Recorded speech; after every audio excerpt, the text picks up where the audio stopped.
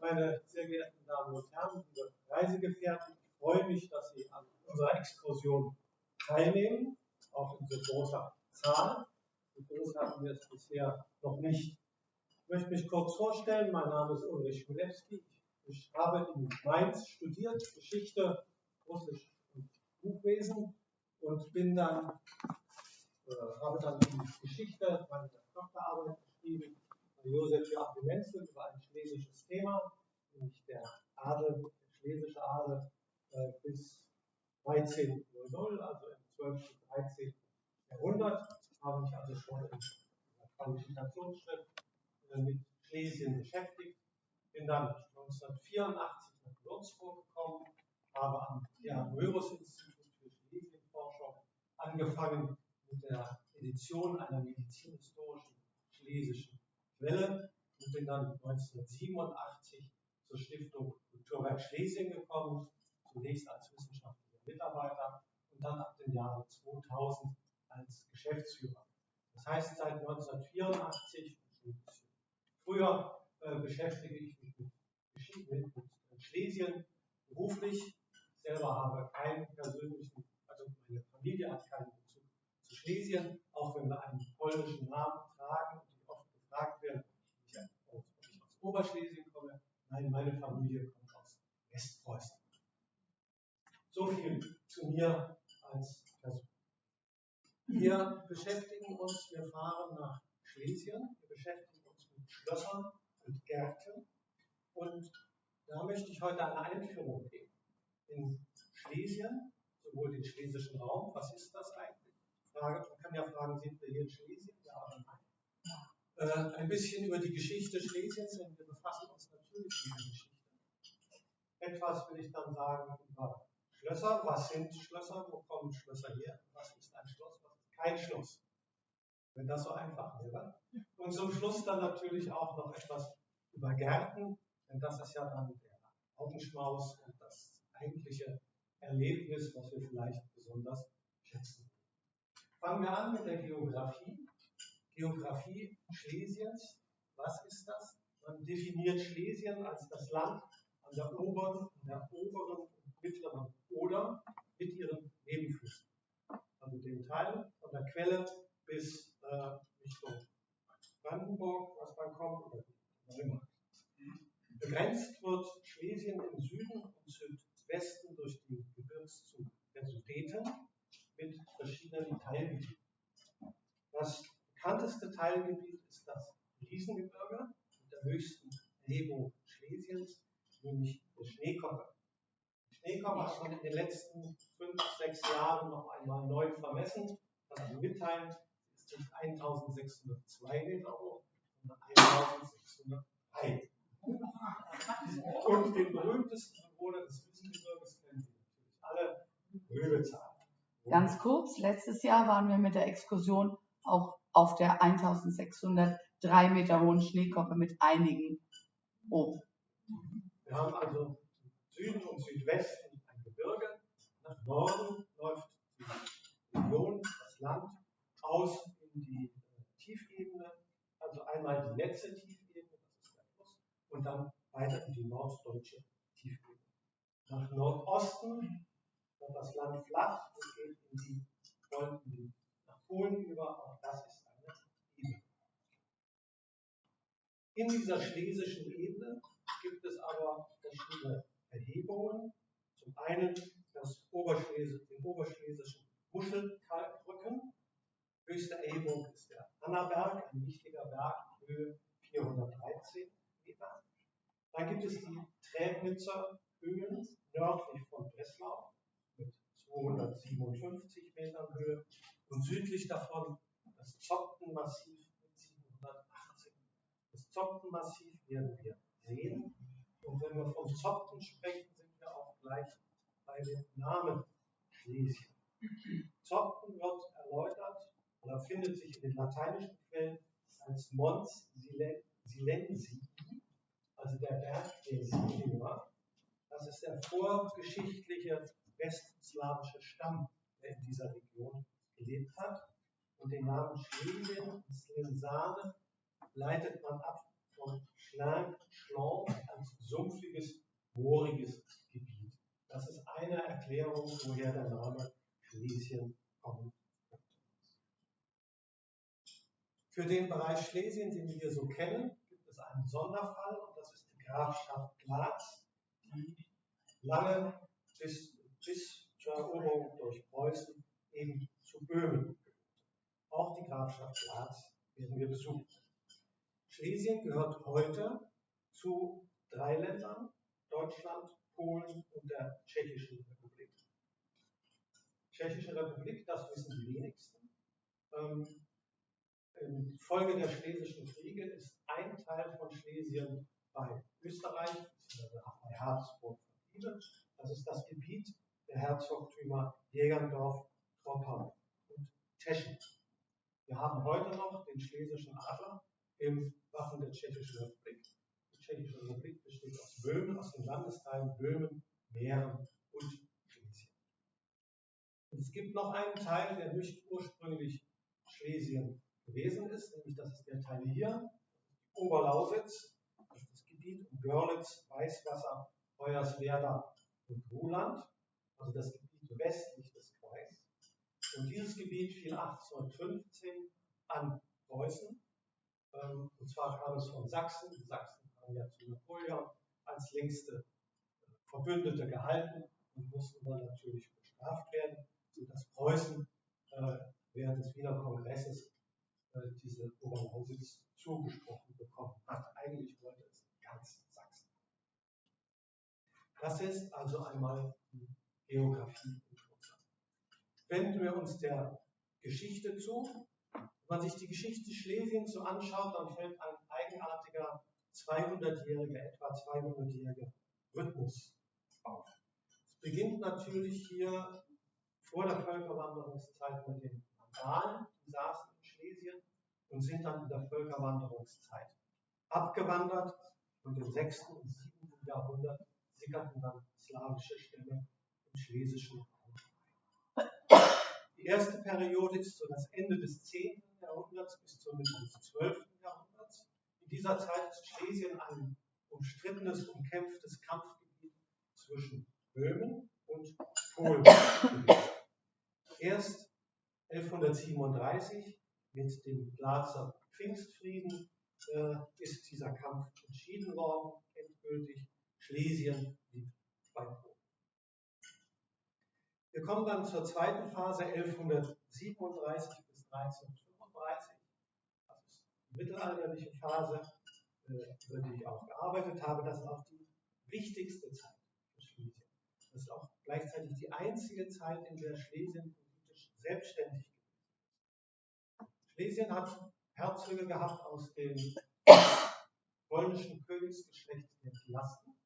Die Piasten haben ihre Länder geteilt und einer der Piastensöhne aus dem Geschlecht der Piasten hat Schlesien bekommen.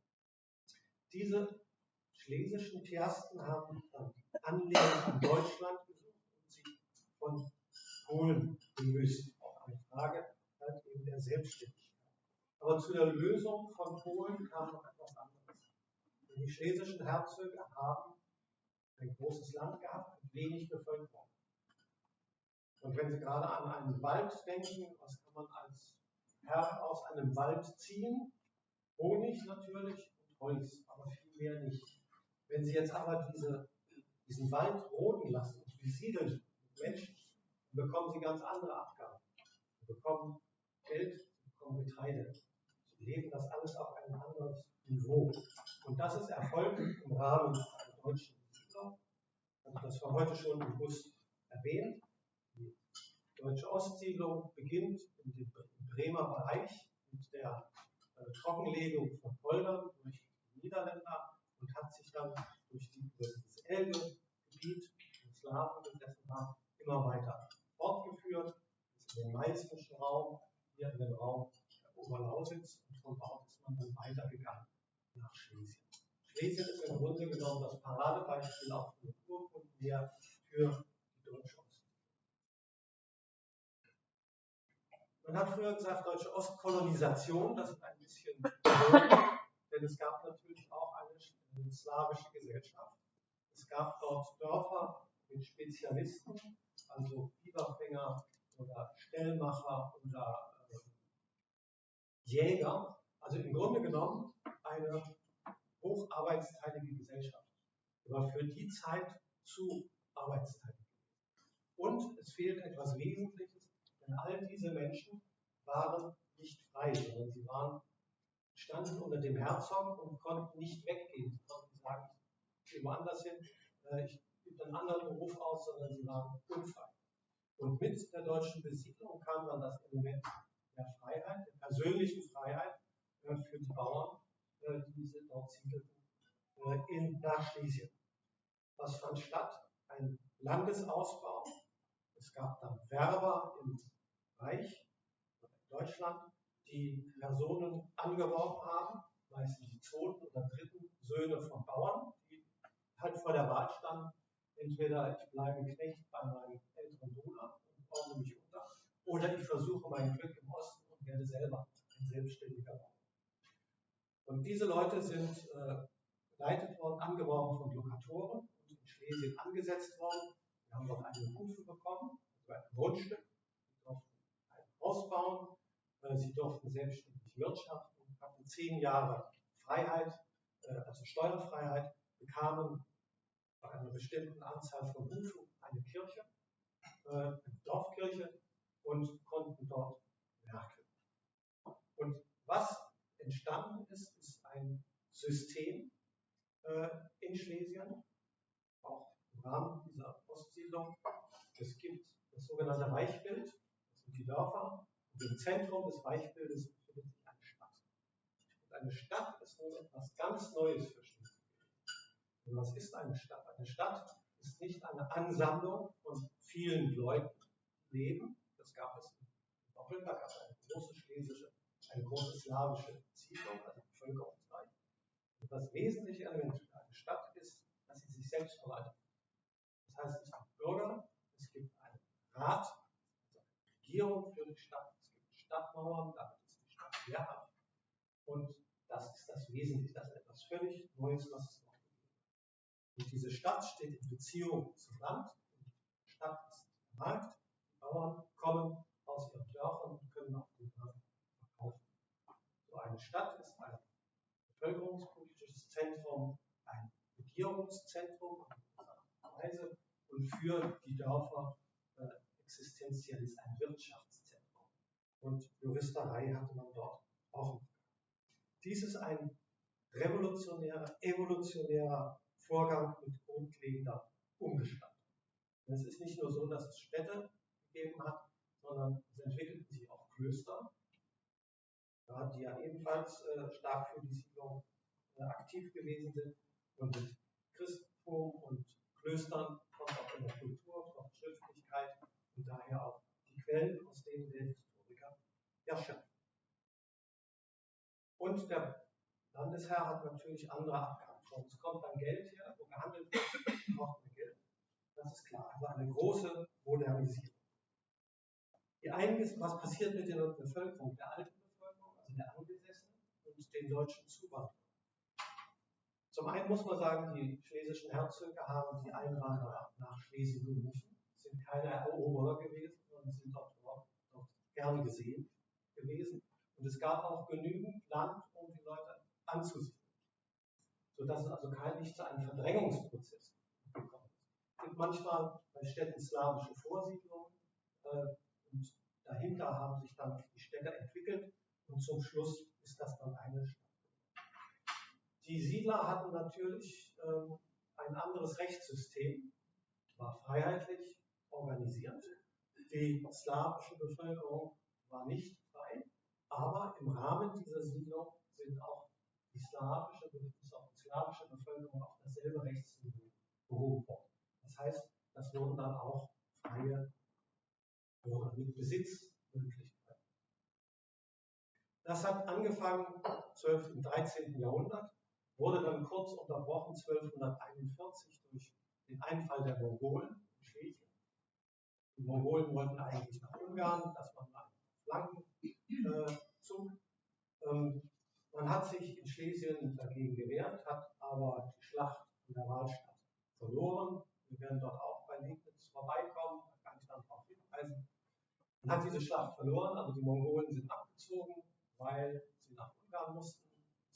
der Khan gestorben war und jetzt ging es noch um die Nachfolge, so dass diese Schlacht an der Wahlstatt, obwohl sie verloren war, als ein großer Sieg in die schlesische Geschichte eingegangen ist.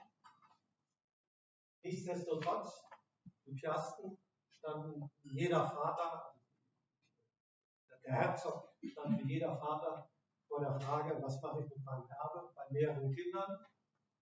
Und vernünftig ist es ja, nur einem Kind alles zu vererben und den anderen nichts, dann hält sich das wenigstens. Aber das machen die wenigsten Väter, weil sie doch ihre Kinder lieben, sodass also auch die Piasten ihre Herrschaftsgebiete aufgeteilt haben. Das heißt, wir haben es zu tun mit einer staatlichen Zersplitterung in diesem Zeitraum. Und mit dieser staatlichen Zersplitterung kommen wir jetzt in die nächste Periode, die böhmische Periode von 1335 bis 1526. Wenn man in Schlesien ist, kann man sich ja nur anlehnen, wenn man kleiner wird, entweder an Polen oder an Böhmen. Und die schlesischen Piasten, auch als Zeichen dessen, dass sich das Land so eingedeutscht hat, haben sich dann für Böhmen entschieden. Böhmen gehört ja zum Deutschen Reich. Man lehnt sich also an das Königreich Böhmen an. Schlesien wird zu einem Nebenland der Krone Böhmen. Es gibt einzelne Lehensaufträge von einzelnen Herzogtümern. Um 1348 sind dann eigentlich alle schlesischen Herzöge beim Reich oder bei Böhmen, muss man genau sagen, und werden im Jahre 1348 von Karl IV. Als deutschen König inkorporiert in das Königreich Böhmen, was von Karl IV. als römischen Kaiser 1355 noch einmal bestätigt wird. Die böhmische Zeit ist eine Zeit des wirtschaftlichen Aufblühens, insbesondere Leinenhandel, da werden wir immer wieder drauf zurückkommen. Aber im 14. und 15. Jahrhundert gibt es dann religiös, national und sozial motivierte Konflikte. In Böhmen entstehen die Hussiten. Die Hussiten bekriegen dann auch Böhmen. Das ist sehr markant gewesen mit verheerenden Einfällen in Schlesien. Im Jahre 1420, das sei vermerkt, gab es einen Reichstag des Deutschen Reiches in Breslau. Das ist der einzige, der jemals östlich der Elbe stattgefunden hat. Dann herrscht in Böhmen König Matthias Corvinus von Ungarn und er ist ein Reformer. Er schafft eine gesamtstaatliche Neuorganisation für Schlesien und erteilt 1498 das große Landesprivileg, das Schlesien zusammenfasst und staatlich neu ordnet. 1526 beerben dann die Habsburger die Herrscher von Ungarn und Böhmen, also die ungarische und böhmische Krone. Und damit sind wir dann bei der nächsten Periode, 1526 bis 1742 oder 63, die österreichische Periode. Das ist nun die Zeit der Konfession, der Reformation, 1522 Reformation in Breslau, also Verhältnismäßig früh von 1516, 1517, also 5 Jahre später, wird Breslau schon lutheranisch. Damit verbunden ist natürlich die Konfessionsfrage, daraus folgend der 30-jährige Krieg, der Schlesien natürlich auch in Mitleidenschaft zog. Und da man bei Habsburg war, galt natürlich die Gegenreformation. Die Habsburger sind immer pro-katholisch und versuchen, den katholischen Glauben durchzusetzen, und zwar in massiver Form.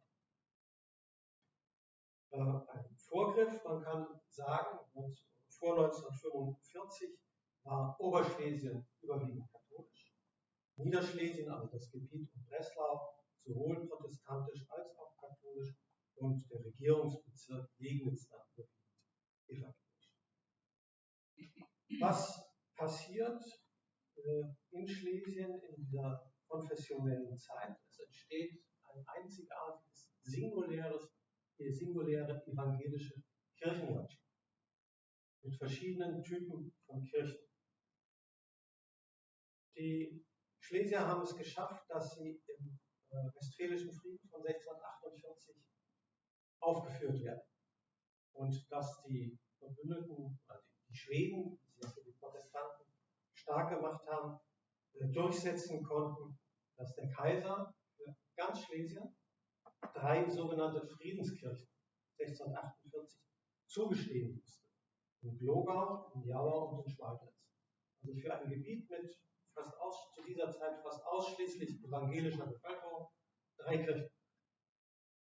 Jetzt gibt es natürlich immer Grenzgebiete, wenn man über die Grenze geht, etwa nach Sachsen, dann kann man dort seinen evangelischen Glauben feiern und bekennen. Das heißt, das zweite Modell der Kirchen sind dann die Grenz- und Zufluchtskirchen.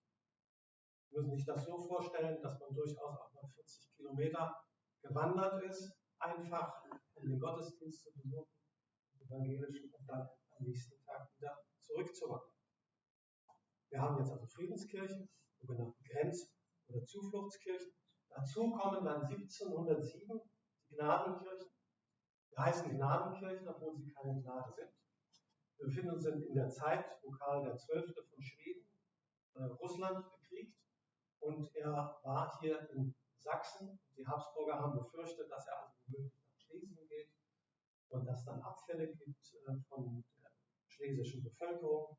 Jedenfalls hat es Karl XII. Verstanden, die Habsburger zu nötigen, in Schlesien im Rahmen der Altramstädter Konvention von 1707 7 Gnadenkirchen zu genehmigen, also zusätzlich.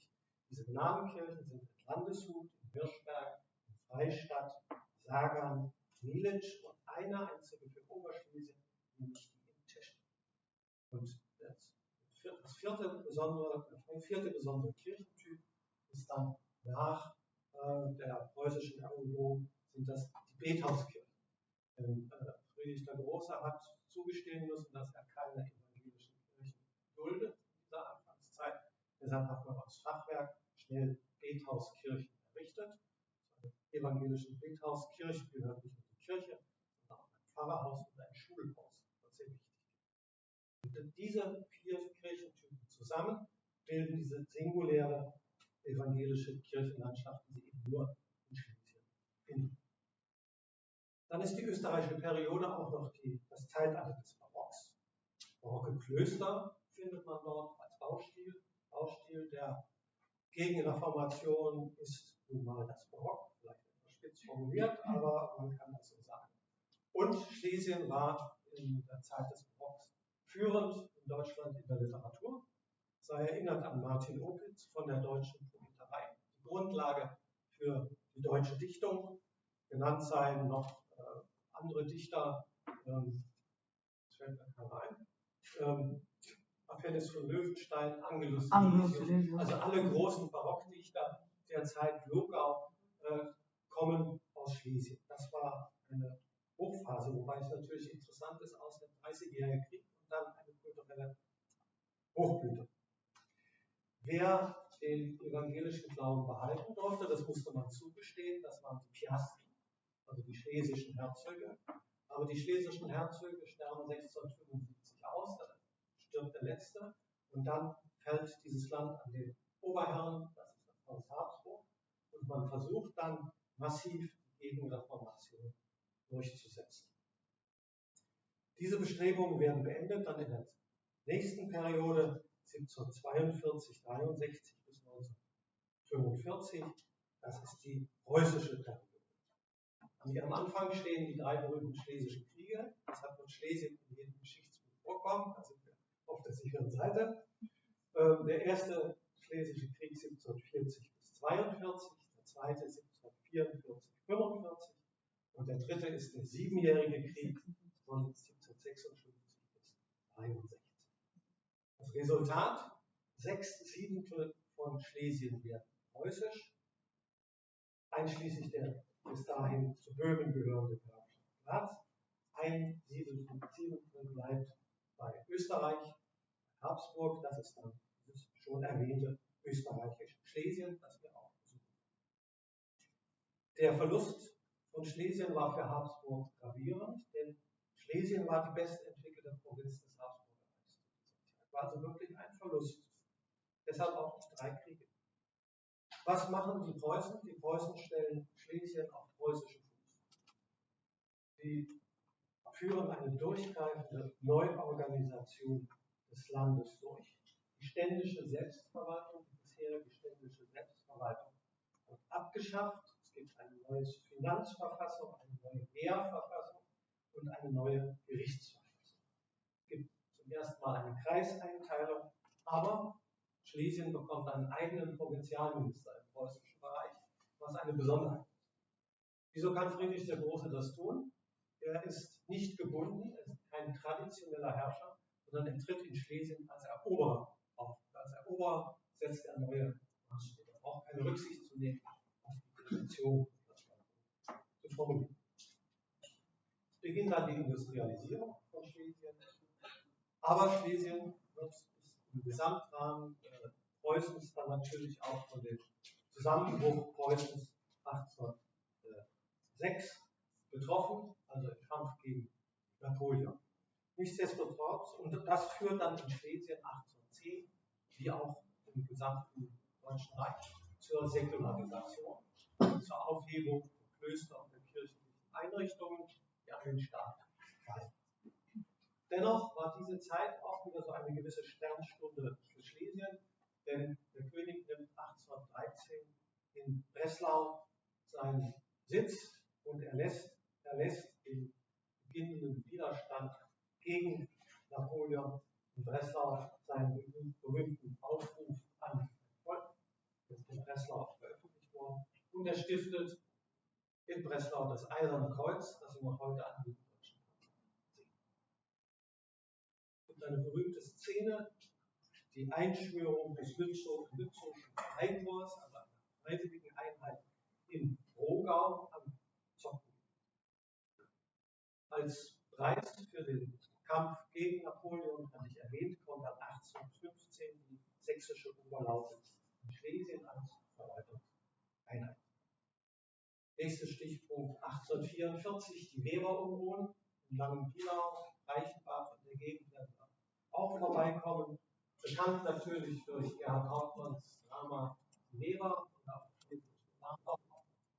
bekannt durch die Revolution von 1848 findet sich natürlich auch in Schlesien, das ist jetzt die Gesamtstaatentwicklung. Kulturkampf natürlich, Nationalitätenkampf auch in Schlesien. Nach dem verlorenen Ersten Weltkrieg gibt es 1921 eine Volksabstimmung in Oberschlesien, wo Oberschlesier hin nach Polen oder beim Deutschen Reich bleiben. Was passiert in der Folge? Der wirtschaftlich wertvollere Teil des oberschlesischen Industriegebietes geht an Polen. Aber Oberschlesien wird eine selbstständige Provinz, um diese auch aufzunehmen. Die Provinz Schlesien und die Provinz Oberschlesien. Aber von Oberschlesien geht dann auch der Kampf gegen Polen oder der Überfall auf Polen los. 1939 mit dem fingierten Überfall auf den Sender Bleibitz in Oberschlesien beginnt der Zweite Weltkrieg. Während dieses Zweiten Weltkriegs ist Schlesien der Luftschutzkeller des Reiches, aber auch ein Zentralort des Widerstandes, Stichwort Kreisauer Kreis. Wir werden das Gut Kreisau ebenfalls besiegen. Kriegsende, Flucht und Vertreibung ist bekannt. Es ist aber jetzt erstmals ein Bevölkerungsaustausch. Das hängt mit dem aufkommenden Nationalismus zusammen. Früher änderte sich nur die Herrschaft. Da war man eben nicht mehr Untertan des Königs von A, sondern Untertan des Königs von B und konnte weiterleben. Man sieht das so schön in England. Sie wissen, die Queen ist auch Königin von Kanada. In Kanada gibt es die Provinz Quebec. Dort spricht man Französisch. Es ist überhaupt kein Problem, Untertan der Königin zu sein, obwohl England und Frankreich einen 100-jährigen Krieg geführt haben. Also das sind so Vorteile, die dann durch den aufkommenden Nationalismus devastiert wurden. Die letzte Periode ist eben die polnische Periode ab 1945. Wie stellt sich das dar zur Zeit des Kommunismus? Schlesien und die ganzen deutschen Gebiete gelten als wiedergewonnene Gebiete Polens. Und zwar indem man eben die Zugehörigkeit zu den Piasten betont. Das werden wir dann auch in der Architektur sehen. Man hat dann insbesondere Burgen aufgebaut mit Zinnen. Diese Zinnen galten besonders als Zeichen der piastischen Zugehörigkeit. 1989 kam dann die Wende. Seitdem ist die Geschichte der Regionen in Schlesien von großem Interesse bei der einheimischen Bevölkerung, insbesondere bei den Jüngeren, die sagen, ich bin hier geboren in Schlesien, ich bin ein Schlesier und das ist das Erbe, was wir übernommen haben und wir wollen wissen, was das ist, warum an den Häusern deutsche Inschrift steht und nicht nur das, sondern sie pflegen es auch und sie beschäftigen sich damit und das gibt vielleicht, haben zumindest früher formuliert, doch Hoffnung, dass vielleicht eine Kulturlandschaft den Menschen formt. Heute würde ich das nicht mehr so unbedingt sagen, wenn ich an Herrn Putin. So viel zur Geschichte, das war jetzt der größte Teil. Kommen wir zu Burgen und Schlössern. Das habe ich schon gesagt, Burgen und Schlösser. Aus Burgen entwickeln sich Schlösser. Wie geht das vor sich? In der Frühzeit haben wir es zu tun mit Wall-Holzanlagen, vielleicht noch Graben drumherum. Die Wälle sind da, also erhöht und darüber Holzpalisaden und daraus entstehen in der slawischen Zeit die Kastellaneien als Zentralorte, kirchliche, juristische und Handelszentralorte. Das wird abgelöst, wie in Deutschland auch, im 13. Jahrhundert durch die Burgen, die sogenannten festen Häuser. Diese Burgen liegen auf Bergen, oben sind isoliert, sind halt Wehrbauten. Und diese Wehrbauten haben sich dann im Grunde genommen mit dem Aufkommen der Artillerie erledigt. Wenn man Burgen beschießen kann, nützt das nichts mehr. Außerdem wohnt es sich auf Burgen nicht sehr gut. Es ist zugig und wenn man Brötchen holen will, muss man runterlaufen ins Dorf und hoch. Das ist also alles nicht so das Wahre. Man beginnt jetzt, man legt Wert auf Wohnkomfort und da diese Befestigungsanlagen nichts mehr nutzen, geht man ins Flachland und baut sich dort große Häuser, also Schlösser.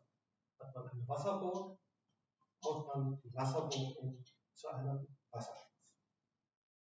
Nun ist Schlesien eine Kleinadelslandschaft und es gibt sehr viele Schlösser. Die Mehrzahl sind jedoch eigentlich Gutshäuser oder Herrenhäuser. Wir haben eine bestimmte Vorstellung von einem Schloss, das besonders prächtig sein muss und besonders groß. Und es kommt noch etwas anderes hinzu, wenn wir jetzt an die polnische Sprache denken. Es gibt den Ausdruck Zamek für Burg und Schloss. Es gibt aber auch gleichzeitig den Ausdruck Palas, der aber mehr in architektonischen Sinne gebraucht wird. Also richtige Schlösser, wenn die sich vermarkten wollen, nennen sich eben Palaz, aber das ist eigentlich nur ein architektonischer Ausdruck. Wie ist man in Polen mit diesen Häusern des Klassenfeindes, des Ausbeuters umgegangen? Schlösser wurden staatlicherseits nicht gepflegt, sondern wurden entweder von der Bevölkerung benutzt als Steinbruch oder sowieso schon im Kriege geplündert. Wenn es ein Schloss gab und es wurde genutzt als Wohnraum, war das schon mal ganz gut. Die Nutzung als Kindergarten war auch ganz gut. Und auch wenn ein Schloss als LPG-Zentrale benutzt wurde, wurde es wenigstens benutzt. Es ist ein Dach drüber, andere Schlösser sind verfallen. Es gab also kaum Erhaltungsmaßnahmen in kommunistischer Zeit an Schlössern, eher an Burgen, weil diese als piastisches Erbe angesehen. Nach der politischen Wende hat sich das verändert. Die Gemeinden haben großzügig Schlösser verkauft. Die berühmten Investoren beim Kauf auch da waren, das Geld überwiesen haben. Und wenn sie dann noch ein Dach auf das Schloss gesetzt haben, war das schon mal sehr gut. Dann regnet es nicht rein. Viele Investoren sind dann wieder verschwunden, ohne dass sich irgendetwas getan hat an dem Schloss. Aber manche haben auch gut investiert und die Schlösser wieder entstehen lassen. Die bedeutenden Schlösser, etwa Fürstenstein oder Pless, blieben allerdings in öffentlicher Hand.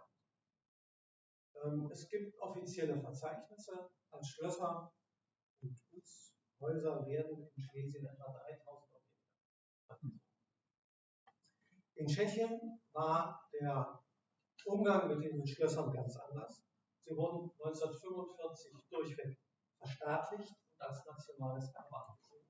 Also keine Zerstörung, keine Plünderung in der Regel. Sie wurden erhalten und gepflegt, natürlich auch genutzt durch die öffentliche Hand als Verwaltungs- und Kulturzentrum, als Museen oder ähnlich. Also eine ganz andere Herangehensweise an dieses Erbe. Natürlich auch aus der Situation in Polen heraus. Da war eine fremde Bevölkerung, die sich da nicht auskannte, die selber vertrieben war, in der Regel aus Ostpolen kam und die gesagt hat, naja, man weiß ja nie, ob die Deutschen wiederkommen. Das bin ich noch 1984, als ich in Schweidnitz gewesen war, als erstes gefragt worden, kommen die Deutschen wieder. Konnte allerdings beruhigen und habe gesagt, wir haben eine DDR genug aufzubauen. Das wird also nicht der Fall sein. Gut, damit so viel im Augenblick zu Schlössern. Jetzt kommen wir jetzt zu den Gärten und das ist dann auch wirklich der letzte Teil. Und gestatten Sie da bitte, dass ich einen Text, den ich mal geschrieben habe, vorlese. Ich glaube, dass mir dieser Text ganz gut gelungen ist, weil er zeigt, wie bedeutend auch Gärten sind. Woran liegt das? Wir alle wissen, der Mensch kommt aus dem Garten Eden und sein himmlisches Ziel ist das Paradies. In der Kulturgeschichte der Menschheit spielt der Garten eine bedeutende Rolle. Nicht nur der Nutzgarten als Lebensmittellieferant, sondern auch und vor allem der Garten jenseits des Nutzens. Der Luxusgarten der natürlichen Schönheit, der Farben und Düfte, der Einkehr und Ruhe, eine Welt jenseits der Alltagswelt. Und so haben sich die Menschen schon immer mit der Anlage solcher paradiesischer Gärten befasst. Zu den 7 Weltwundern der Antike gehörten die hängenden Gärten der Semiramis. Zur römischen Villa Urbana gehörte ein Gartenteil, wie noch heute in Pompeji oder in der Villa Hadriana in Tivoli zu sehen. Das Mittelalter kannte den Klostergarten, den Hortus conclusus, also den geschlossenen Garten, und das Paradiesgärtlein. Und die beiden letzten zeugen noch heute Buchmalereien in leuchtenden Farben. Neue exotische Pflanzen brachten das Zeitalter der Entdeckung und die königlichen Gärten, deren Zweck zunehmend der Repräsentation galt. So musste ein Garten geplant, gestaltet werden hinsichtlich seiner Anlage und seiner Bepflanzung.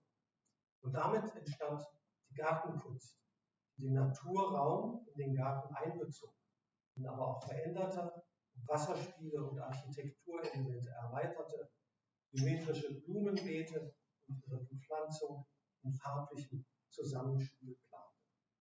Es wurden die bezaubernden Renaissance-Gärten Italiens, beispielsweise Villa Medici, La Patria und Castello bei Florenz geschaffen. Neue künstlerische Ausdrucksformen entwickelte dann André de Notre, der Gartenarchitekt König Ludwig XIV. Von Frankreich des Sonnenkönigs, der im Garten von Versailles im Stil des französischen Barockgartens schuf. Hier hatte sich die Natur der menschlichen Ordnungswille zu fügen, indem die Pflanzen beschnitten wurden. Es war die Zeitalter des Absolutismus. Der Wille des Königs galt und dem hatte sich selbstverständlich auch die Natur zu unterwerfen. Abgelöst wurde dieser französische Garten quasi befreit durch den englischen Landschaftspark, Landschaftsgarten, der Natürlichkeit aber nur suggeriert. Das ist eine künstlich geschaffene Natürlichkeit. Da werde ich dann noch drauf eingehen später. Noch heute ist der formale Barockgarten und der vorgeblich natürliche Landschaftsgarten die Hauptform der großen Gärten. Mit der Verbürgerlichung der Gesellschaft verbürgerlichte auch der Garten. Es entstanden Stadtgärten, Parks, Gärten zu Forschungszwecken, zur Bewahrung der Artenvielfalt und zu speziellen Themen wie etwa Palmengarten. Die Erscheinungsformen haben sich zur Gegenwart gewandelt. Heute werden Beton, Glas, Metall- und Holzelemente sowie nicht-europäische Komponenten oder solche Figuren eingebaut. Geblieben ist aber bis heute die Faszination des Gartens als Sehnsuchtsraum.